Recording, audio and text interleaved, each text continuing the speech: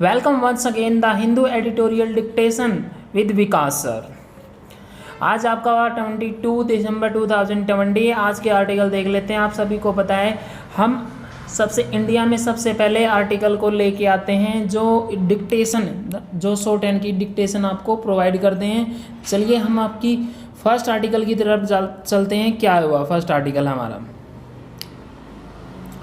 First article we have first article Nepal से related है। नेपाल इन turmoil. Nepal के जो प्राइम मिनिस्टर हैं उन्होंने पार्लियामेंट की शक्ति को भंग कर में ये बोला है कि हमारे पास पावर होनी चाहिए। उसने पार्लियामेंट को भंग कर दिया है, हमारे पास पावर होनी चाहिए, नहीं तो हम पार्लियामेंट को भंग कर देंगे। Okay, come to next second article है वायरस वेरिएंट। एक आपका कोरोना वायरस के साथ साथ एक और आपका वायरस देखा गया है और डिटेल डिस्कशन हम आफ्टरनून में करेंगे 80 word per minutes. Okay, next आते हैं तमिलनाडु पॉलिटिक्स आफ्टर द मैट्रियाज पैट्रियाज। ये आपका तमिलनाडु से आया हुआ है, जो उसमें political inclined article we will not discuss. वहाँ पे जैसे इलेक्शन हो, उसमें डिफरेंट टाइप की पार्टीज हैं, वो क्या करेंगी इसके रिगार्डिंग दे रखा है। ओके, नेक्स्ट आर्टिकल की step to get this spectrum auction right. ये ऑक्शन के रिगार्डिंग है। जो हमारी इंफॉर्मेशन होती है, जैसे हम किसी से बात करते हैं, मोबाइल्स में इंफॉर्मेशन पहुंचाते हैं वायरलेस, वो आपका स्पेक्ट्रम की तरफ जाता है। स्पेक्ट्रम के थ्रू जाता है। इस आर्टिकल को आप रीडिंग कर सकते हो, काफ़ी इंपॉर्टेंट आर्टिकल है। This is your homework. Okay, next page पे आ जाते हैं। The greatestness of Srinivasa Ramanuj.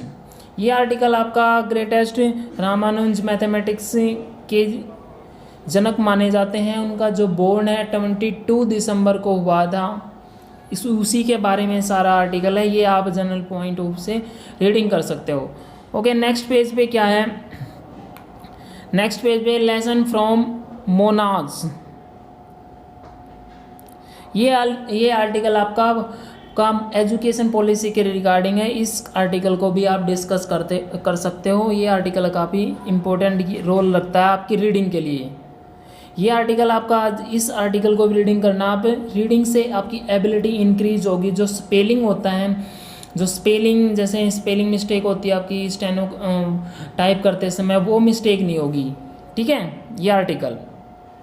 चलिए हम अपना फर्स्ट आर्टिकल की तरफ चलते हैं और शुरुआत करते हैं अपनी फर्स्ट आर्टिकल की तरफ। अपनी कॉपी पेन यहाँ पे पेन से निकाल लीजिए और आर्टिकल की डिस्कस करेंगे।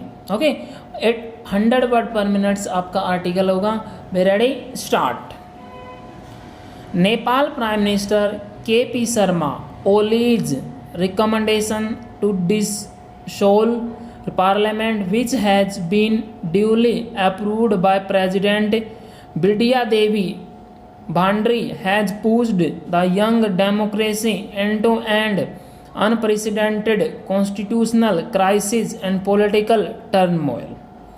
Mr. Oli, whose Nepal Communist Party with a near 2/3 majority in parliament, took the drastic step as he came under increasing pressure from his own party to withdraw an ordinance his government issued last week.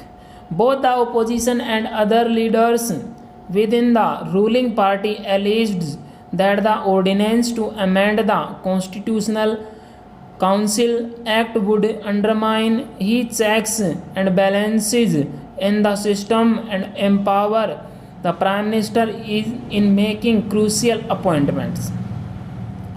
Mr. Oli had reportedly agreed to withdraw the ordinance in a party meeting, but on Sunday, his cabinet made the unexpected move to recommend a dissolution of parliament.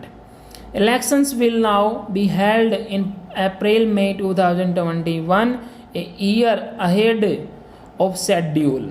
Constitutional experts have challenged the legality of Mr. Oli's decision. Nepal's 2015 constitution allows the dissolution of the house before its 5 years term ends only if there is a hung assembly and no party manages to form a government.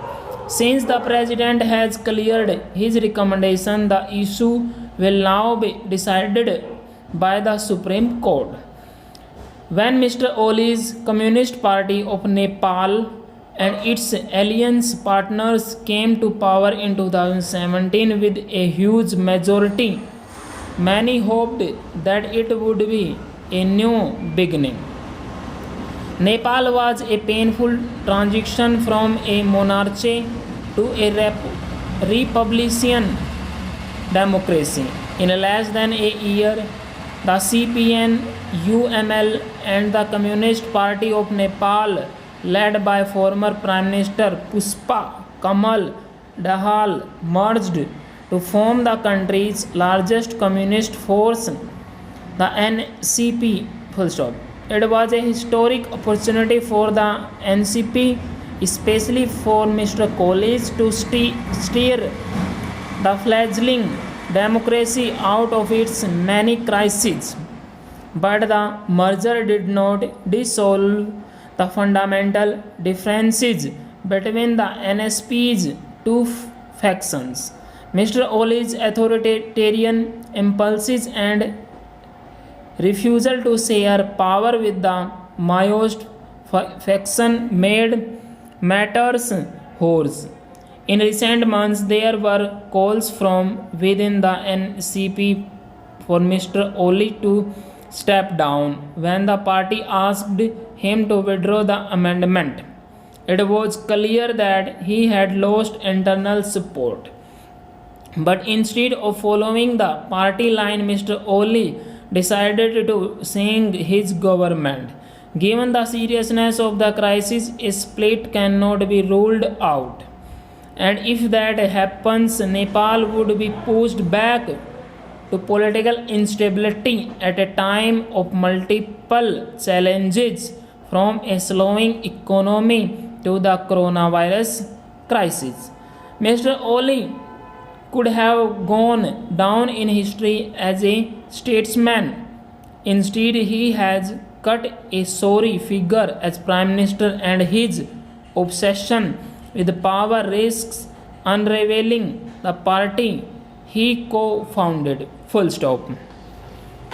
Student, ये आपके 460 word है. 460 word, इसको आप type कीजिए. Type करने के आप इसको मैच कीजिए. मैच करने के बाद आप मुझे ये कमेंट बॉक्स में कमेंट करें कि इसमें आपकी कितनी मिस्टेक आई है.